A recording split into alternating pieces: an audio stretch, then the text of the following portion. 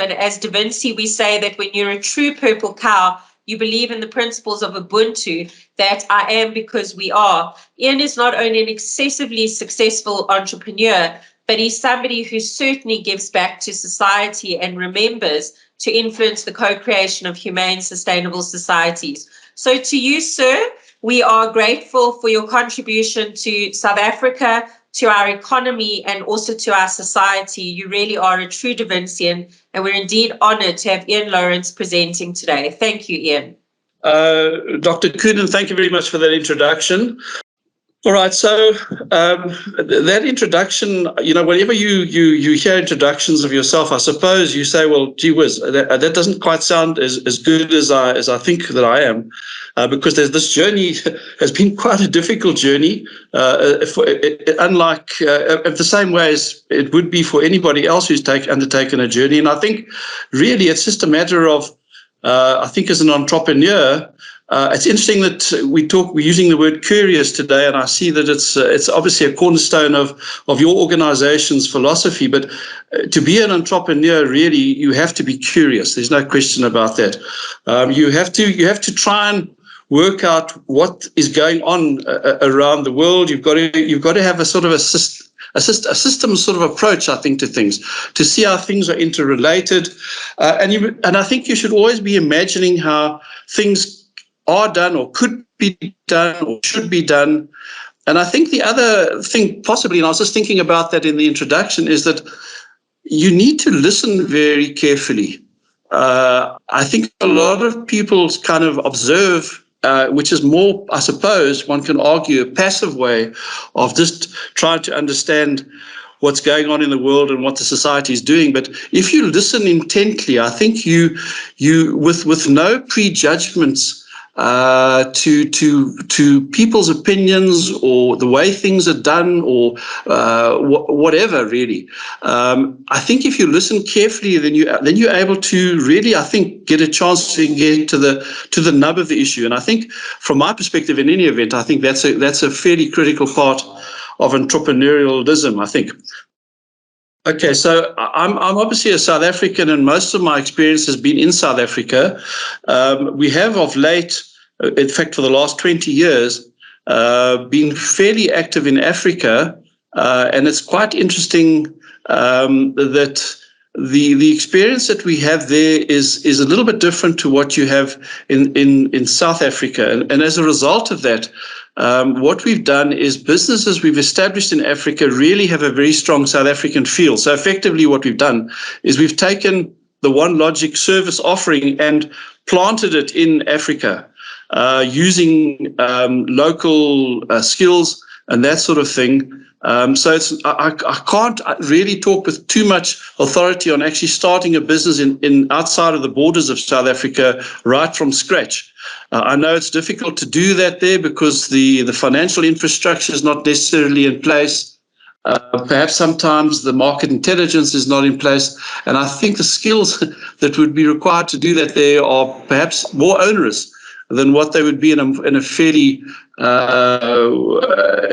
supportive environment that you'd find in South Africa. But so, yeah, we have we have got some experience in Africa. There's no doubt about that. But it's really an exported version of a South African concept that was tried and trusted. And I must say that when we have done that, though, it's been embraced completely by everybody that has dealt with us, both as customers, as various stakeholders of whatever sort, certainly the staff.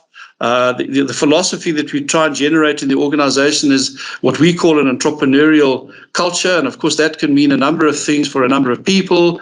For us, it simply means to basically imagine yourself in charge of what it is that's happening and trying to make decisions that would make sense to you, having a clear understanding of what the ethos and the constraints of the company are. I have a question. Okay. What is the youth saying to us? Because obviously where we sit with our unemployment figures and trying to make good for future, I think we need to invest more aggressively in the youth. So it will be interesting to get an insight into their voice.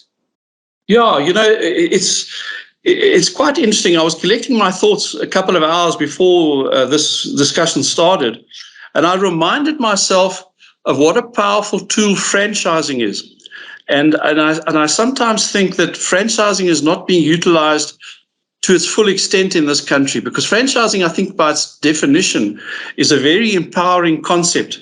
Because what happens, as you know, is that the franchisor would have the intellectual capital and would be the protector of the brand. But what they do is they empower individuals who join up with them to deliver that product to the marketplace. And it becomes a very strong, interdependent kind of symbiotic relationship where there's a lot of learning that takes place and a lot of reliance, one party on the other. And I think that I often think that certainly from a South African perspective, but also from an African perspective, that the potential that franchising has not been properly explored and certainly not properly utilized, simply because it is such an empowering mechanism. So that's a thought that was just ringing in my ears as I was collecting my thoughts, as I say, in the last hour or so just before this discussion. 2 other comments came through asking that if we listen to Africa in a global context, we are the continent's greatest opportunities. And the second question is quite closely linked to where the greatest opportunities are, and it's connected to how do we penetrate markets? So in your opinion, what is a good way to penetrate different markets from an entrepreneurial perspective? Just a couple of things that come to mind as you've raised that point. I know that there's a big potential, and we certainly have realized in our company, for agriculture in Southern Africa.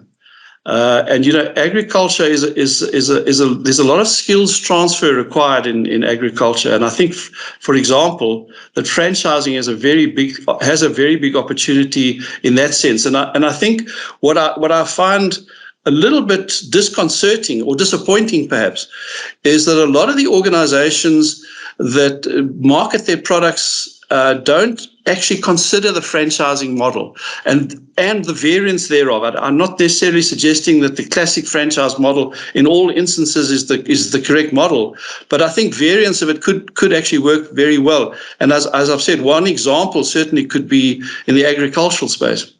The point I think I was making is that in terms of the rigor of the thinking that goes into franchising is a little bit lacking, I think, because what often happens is that it's seen as a sort of a one-trick pony, so to speak, that there's only one way in which you can franchise, and that is that you have to have an upfront franchise fee, that you have to pay ongoing royalty fees of whatever sort. I really believe that for various circumstances, you can rework that model quite satisfactorily, and that the entry cost, which is effectively the upfront franchise fee, can be dealt with in a way that doesn't actually prohibit other certain entry of certain products into the market. I mean, clearly, so the ones that will spring to mind will be things like the fast food outlets or restaurants, or some certain other retail concepts, even certain shopping, general dealers and things like that. Really, the extent of the upfront franchise fee sometimes I think is not right. I'm not suggesting that the franchisor should not get properly compensated, but I think the model can be reworked in such a way that the ultimate return on investment that the franchisor is looking for can still be met. And I think that might be something that an institute like yours might be prepared to consider, because I think really what's happened is that I was chairman of the Franchise Association, which was quite active in the early 1990s.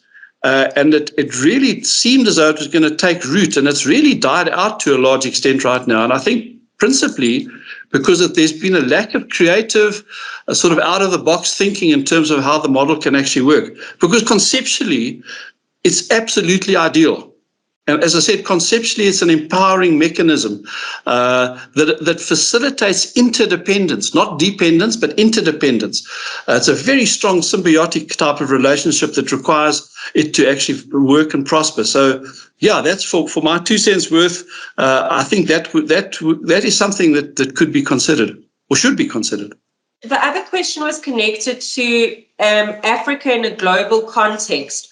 So you said agriculture, I think, was the continent's greatest opportunity.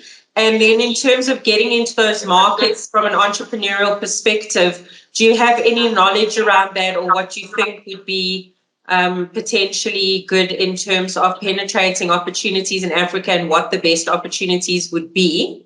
And the second question, I think, is quite connected to that. Brian is asking that with your knowledge of logistics and of Africa, what are the challenges, benefits, and opportunities of the African, sorry, Brian, I just lost it here, benefits and opportunities of the African continental free trade area? But basically, Okay. Brian, I don't know if I know Janet doesn't have a voice, but I don't know if you want to pop on to kind of pose your question to Ian. Yeah, and I mean, you've spoken with passion and interest about Africa and the work that you've done in Africa. And I mean, the African government signed the African Continental Free Trade Agreement, and that's clearly has an opportunity to really boost intra African trade. This could be a great opportunity for entrepreneurs. I mean, the idea of reducing import duties. There was a recent research done by the Brookings Institute, which said that this would be if you have a reduction in import duties, this can be a very significant counter-inflationary measure, a fiscal way of addressing inflation rather than just trying to address it through monetary policy. But it seems to me that the Africa Continental Free Trade Area is a great concept, but nobody seems to be really excited about it. What needs to be done to make people excited about it? You know, I think there have been so many false starts in Africa and also in Southern Africa that you find there's a degree of cynicism and disinterest on a lot of people's parts. So I think that there's that, by the way, represents a big opportunity for an entrepreneur, because there is obviously space. I agree with you. The question or the point that's been raised is there is big opportunity here. There's no doubt about it, and I think the point you've made is well made, and that is that there's not a rush of people coming to have a look at what the opportunities are. And therein lies a big opportunity for an entrepreneur to work a way around or through that and to make it actually happen and gain a big advantage over any potential competitors. I think the other big thing in terms of the free trade agreement is something that has concerned business people starting new businesses in Africa is the intellectual property right protection regime. It hasn't really been great of late. Well, in fact, as far as I can remember, it's been always a concern. Is that in the event that there's a disagreement, how sacrosanct is the agreement that you've got, and how can that agreement be protected by the laws of the country? And I think is going to be addressed, from what my understanding, in terms of this Continental Free Trade Agreement. And I think that's going to make a big difference, because then the investor has a degree of certainty as to what the rules of the game are. And if those rules of the game are clearly established and they become fairly infallible, in other words, not changeable or not changing all the time, I think that's going to be a big thing. But as always, I think the pioneers have got a big opportunity here. No doubt about that. Just another point. A point was made about talking about my understanding of the logistics into Africa. The big problem is the border posts are grossly inefficient. Grossly inefficient. And we've heard for many years about how it's going to be improved and so on and so forth. And the honest truth is it doesn't get improved. And until I think that gets improved fairly substantially, that's going to be a restrictor in terms of trade or inter-subcontinental trade, basically. It's something that I think that we've spoken of so often that we lose sight of, but it's a major constraint. Clearly in the new economy where, the physical transfer of goods it might not be as important as the intellectual transfer of goods, well, then I think the protection of your intellectual property rights, I think, is going to go a long way to facilitate that. Yeah, and if I can just respond to that, you're absolutely right. There was a webinar that the Brookings Institute in Washington had on the African Continental Free Trade Agreement, and the question was asked, what would be a measure of success? And one of the speakers said that the distance from Johannesburg to Cape Town by truck is about the same as the distance from Johannesburg to Lusaka by truck. And it takes 23 hours to get a truck from Cape Town to Johannesburg. When it takes the same time to get the truck to Lusaka, then he'll say the Africa Continental Free Trade Agreement is really working. Yes. Look, I hate to be melodramatic, but on occasions it takes 23 hours to get through the border post. Yeah. So that's the extent of the problem, and that's I think is actually low-hanging fruit that the governments can actually deal with quite quickly. And I think the fact that they're talking about cooperation will probably help it, because typically what you find is one side has a process that has to be followed and the other side has a different process. And if those can be synchronized in a way, that'll make quite a big difference. There are a lot of other things practically from a logistics point of view, but by far and away, that's the biggest stumbling block, I think. Dr. Lloyd is speaking to that. We speak a lot about the beneficiation of our own raw materials, whether these be metals or even our agricultural products.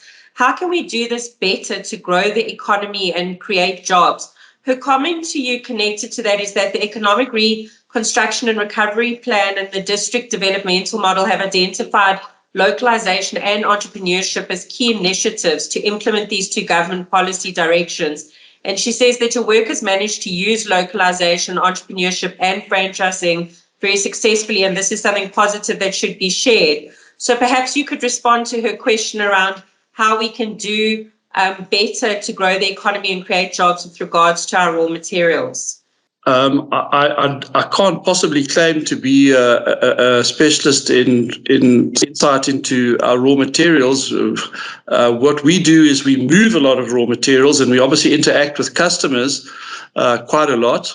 And what we do see is that most of the raw materials, well, almost all of the raw materials we move are not beneficiated.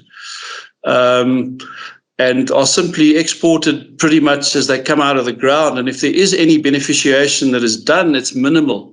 I'm thinking of copper as an example. I mean, it gets transformed into a sort of a copper cathode, but that as an entity then gets offloaded or exported out of the country. So, but I'm hesitant to actually talk with any authority on that, because I don't really know enough. But one of the things, perhaps I've got this perspective that might help some insight into that question, and that is we deal with agriculture and raw materials. Two, I think, of the biggest opportunities that present themselves in Southern Africa. I mean, South Africa obviously is really ridden on the back of raw materials for years and years, and it's having a small little boom right now, and one can argue whether it's being done the correct way at all or not. But the fact of the matter is that raw materials are critical for Southern Africa as a whole, as is agriculture. And I think the beneficiation, in my opinion, that's happening in agriculture is greater than what's happening in raw materials. And I think that's perhaps the nature of the product. But I would think that, we've spoken so much about the beneficiation of raw materials for such a long time and nothing has happened. I often wonder whether we're barking up the wrong tree, and that we should rather look at other, in the old sort of Ricardian sense, other competitive advantages that we've got and work on them a lot more. Sure, there's a lot of stuff that we do export raw material wise. It's non-replaceable. I accept that fact. Does it have to be beneficiated? I don't know. We don't seem to be making too many strides in that. But I think just talking about the other big opportunity, agriculture, there's big opportunities there. And as I've mentioned before, there could be a role somewhere in that whole value chain in terms of franchising at the same time. I'm afraid I'm not really in a position to add too much further insight into that than what I have, though. Jan, I can't agree more. I think what Hobby will tell you, what we're going to try to do is to start a center for intra-Africa trade, finance and development. And I've dealt with a lot of these aspects when I was still at the University of Pretoria in the beginning of the 2000s, when that agreements were signed. And we did a lot of research when I was director of the Investment Trade Policy Center, and had a lot of PhD students working on exactly what you're telling there, what are the value chain.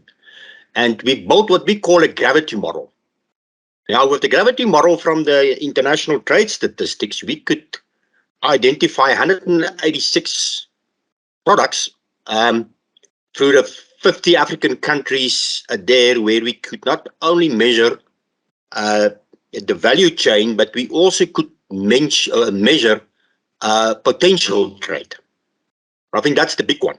From potential trade, you would be able to recognize, for instance, South Africa-Zambia trade, where South Africa will have a comparative advantage in which of those 186 international trade categories, and vice versa.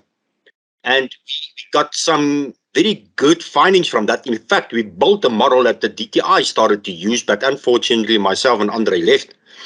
But that's the idea that me and Habia want. I've already spoken to Andre, and we want to introduce that back into this proposed intra-Africa trade, finance and economic development, and see where we cannot do research through the Vinci Institute to make a difference there, and to show out in the value chain where are the potential trade, and also of course in that model, what are the most factors that inhibits trade. Of course, it's distance, it's the border post, etc. So just that as an information what we try to do now.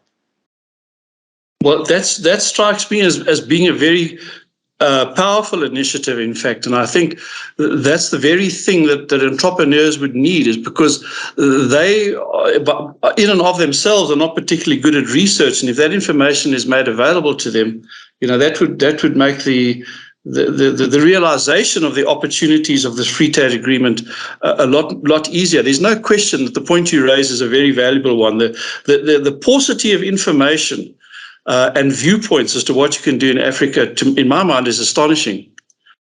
Thanks, Ian, and Dr. Harmse as well. So there've been a couple of comments in the box around similar things, so I'll just speak to the comments. Muziwetu speaks about the fact that one of the major challenges in doing business in Africa has been rampant corruption, and it's come up in quite a few people's comments, where South African companies have found themselves having to grease palms, obviously, in order to operate. So the question is, what has been your experience in this area, and how have you navigated this minefield? It's very difficult. It is a fact. I don't want to make it sound as though it's an overwhelming fact, which it's not. But it is a problem. Perhaps a bigger problem is policy uncertainty. And remember, I spoke about, to use as an example, the protection of your intellectual property. That's a concern for us. But the level of corruption, I think, is not greater than what it is in South Africa. So we get quite skilled in South Africa as to how to deal with these situations. We obviously are a listed entity. We have to deal. We are absolutely squeaky clean. We have no option but to do that. But we would out of our own volition in any event behave in such a way. But on a very practical sort of level, I can give you an example. I mean, we employ the best part of 1,200 drivers, probably 1,300 drivers, and they will drive through a country which will remain nameless. And all of a sudden they get stopped by the police, and the police say, well, where's your permit for this new law that's in place? And if you don't pay up now, the truck is impounded. What do you do in a situation like that? You sit with a real dilemma, mostly because that law that they're referring to doesn't exist. It's simply the law of the jungle. And how do you deal with a situation like that? It presents you with very, very real moral problems. So yeah, that's one of the issues, and that's somewhere that's going to have to be dealt with. But that has that has a solution to it, which is much broader than, I think, a discussion that we can have here, because it really deals with the institutions and the degree of integrity of those institutions in the various countries. And hopefully that will be addressed. But I don't want to make the point, just to reiterate, that is a completely debilitating thing to trade. It's not. It's one that you learn to live with and get around pretty much the same way that you do when you operate in South Africa. I want to reiterate, not to accommodate it, but one learns how to brush off those sorts of attempts. It's connected a little bit to what Mbuso's saying, which is about opening up franchising opportunities in Africa and just being interested in models that could reduce the barriers of entry. So, for example, where to find legal information. And he's made the comment saying, I'm particularly mindful of recent cases such as MTN being fined in Nigeria, and would be, interested in how to ensure compliance and how to reduce the barriers of entry if someone is interested in franchises, for example, in Africa. I'm hesitant to repeat the point once again, and that is that, if your intellectual property is protected, then a lot of things become possible. The other point is that the major barrier to entry is the cost of entering into that an arrangement with the franchisor. And I think I have mentioned that one can remodel the franchise agreement to actually make that entry-level cost much more palatable and suitable to the market. And that just requires discussion with intellectuals that are sitting around this table to help us think through ways in which we can actually remodel that would make sense. Because to me, that seems to be such an obvious point to start in terms of the skills transfer and to deal with the barriers to entry and so on and so forth. So to me, the overriding issues are the protection of your intellectual property and the cost of drawing the franchisee or the potential franchisee into the franchising network, and I believe that those can be dealt with. Thanks for that.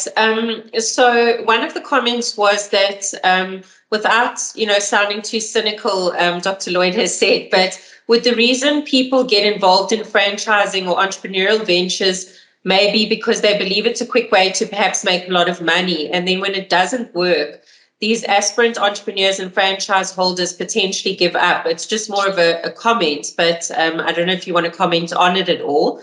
Well, it's a very valid comment. There are many, many cases where that is the case, and I think that's a function of the franchisor communicating the nature of their product and the expectation that they would have of the franchisees correctly. That can be addressed by my overall sort of thinking about remodeling the whole franchise paradigm, so to speak. But yeah, I think if that's done, if you are going to have an interdependent business relationship, there has to be a degree of trust, a huge degree of trust, in fact. And if the franchisor is putting out information that the franchisee swallows about the potential to make a huge amount of money that's not true, well, then in terms of legal agreements, they should be held accountable for that. I know in the South African scenario, you've got to provide a pretty clear statement as to what the franchisee can expect to make. And you're bound by that commitment, and you have to give scenarios of a low performance, middle performance, and high performance. When you speak about remodeling the franchise model, what would your sort of 2 or 3 key things be about remodeling? Yeah, the first one, as I've mentioned, would be re-engineering the upfront franchise fee in such a way that it doesn't compromise the franchisor too much. In other words, you might. If let's say, for example, you are a fast food chain, it's probably a bad example because I don't think that's really what Africa needs. But let's just use that because it's such a convenient thing that we have in our mind. And the upfront franchise fee is X. And that becomes such a big burden for the franchisee to arrange to get finance for. Should they get the finance, it's a very burden on them in terms of trying to make the business work. And as a result, it doesn't work particularly well. And all sorts of things then come to bedevil the relationship between the franchisor and franchisee, and that can be reworked. That the franchisor can actually start recouping some of that upfront franchise fee when the franchisee becomes more successful down the road. So that can be engineered quite easily. It's not I don't think it's rocket science of any sort. But if one just gets a little bit creative about that, one can do that.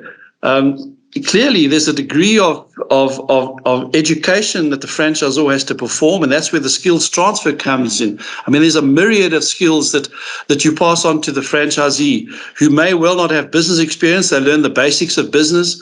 They learn the philosophy of business. They learn the discipline of business. They learn how to be an entrepreneur. I actually believe that entrepreneurialism can be taught.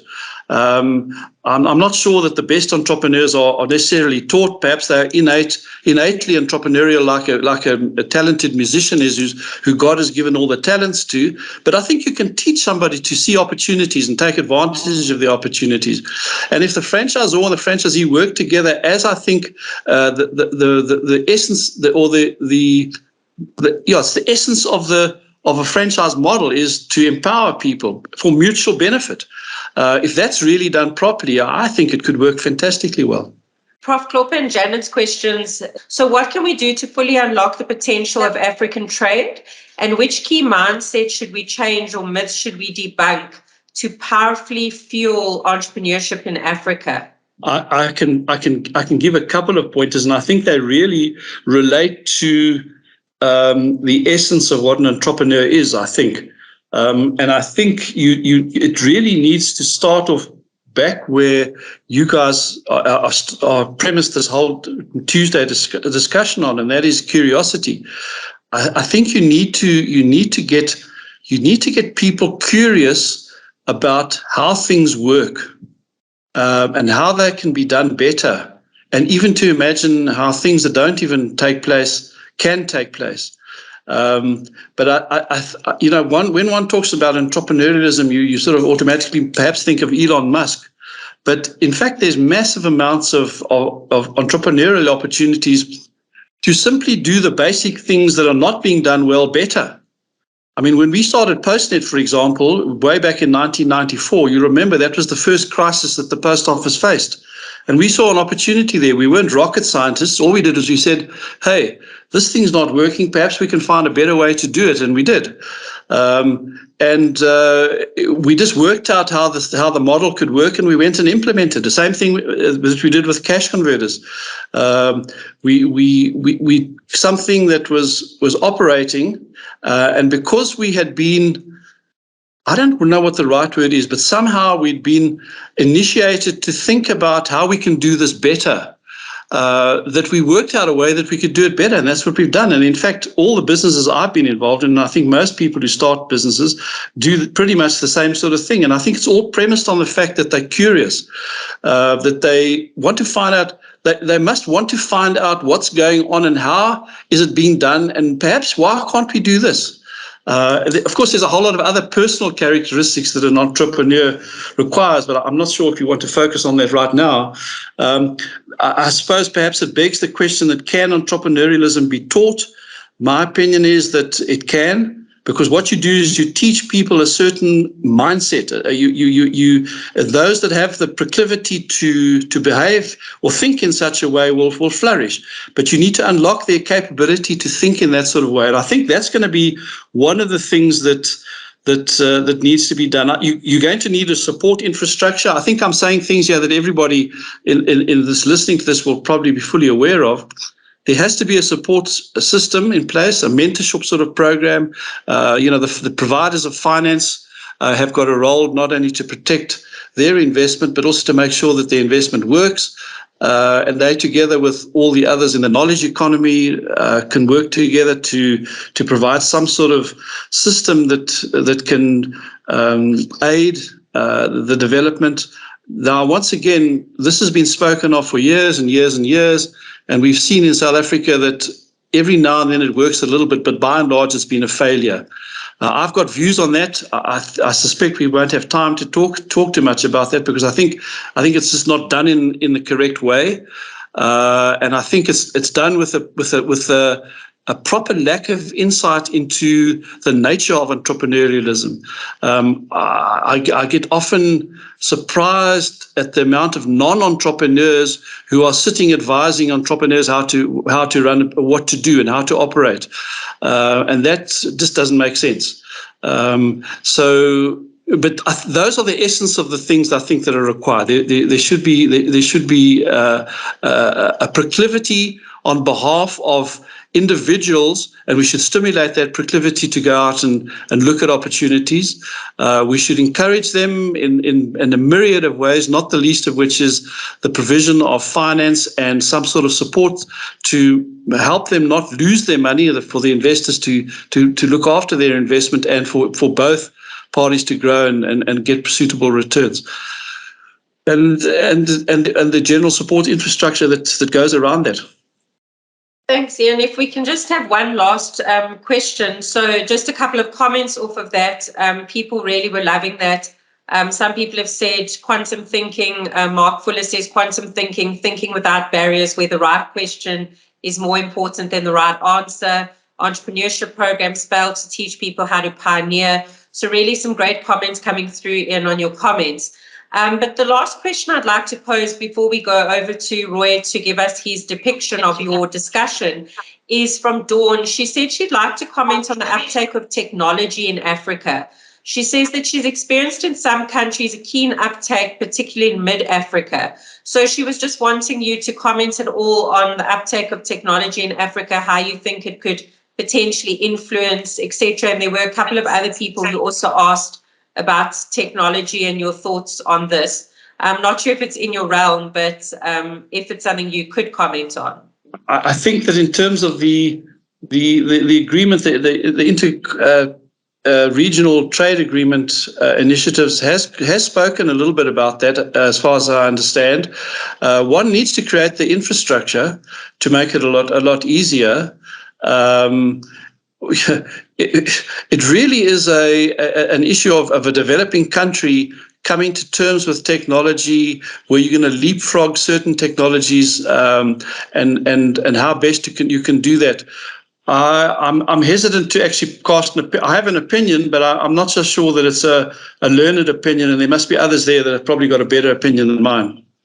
Well, Marla, I just reflect back on a discussion Niels and I had, and he's here in the audience, if I'm correct, on the whole digital transformation and how people sometimes fail to realize the real opportunity, or kind of have missed the point with it. So it's clear that technology, in order to develop a society, is critical, especially in today's environment.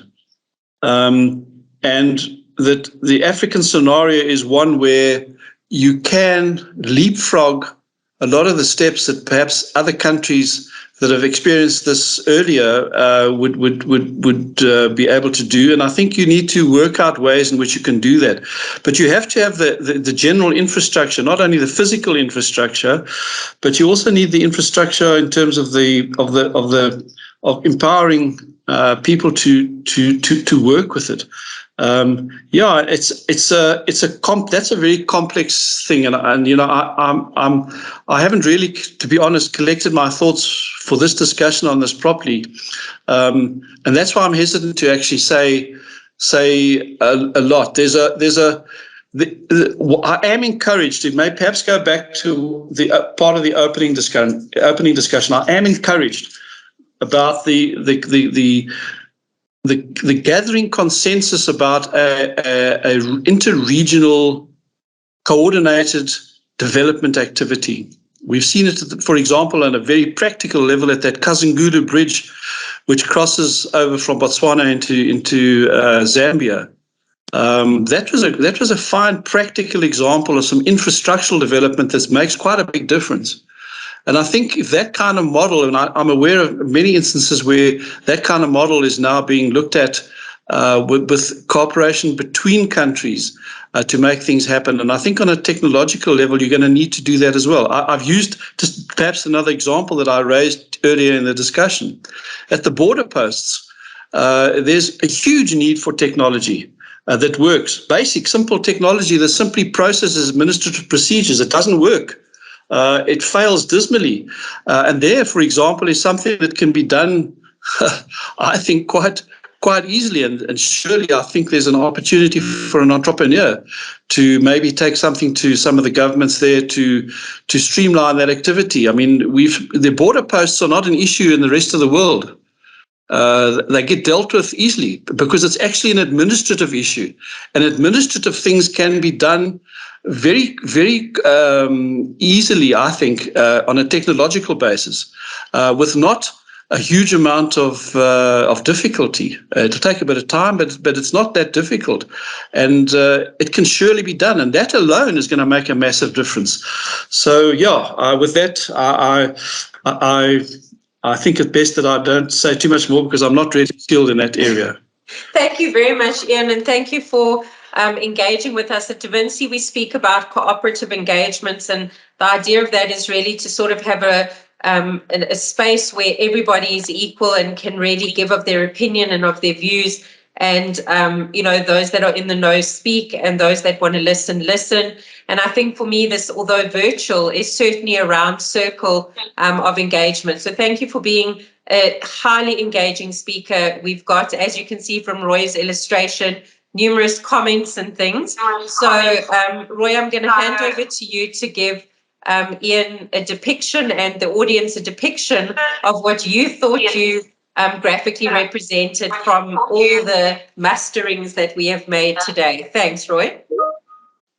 My key takeout that I got, there were actually a few.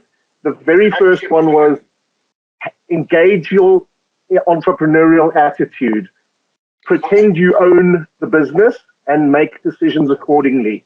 That, I think, was kind of the key. That's how everybody makes new discoveries and changes their frameworks. The next thing that I saw was Ian looked at franchising as a tool to impart business knowledge to those who don't necessarily have the formal knowledge. And I envisaged it as an ABC kind of thing where you can teach the steps and allow the knowledge to come through in the doing. So a lot of work needs to be done in the franchise world, obviously, in order to make changes that will allow Africa to benefit from this. But yeah, that's a very big one. Let's see what else. I was very taken by the idea that you don't have to combat the five-finger salute. You just have to know it exists and work out ways to ethically make sure that it gets repelled. That's a powerful thing to say. You don't have to say, well, we live in Africa, we've got to do the corruption thing. Key takeout. This was in response to the research that's being done, but Ian answered that by saying something about information paucity. And I said it needs to be redressed. That was the comment. And of course, there will be another one coming up.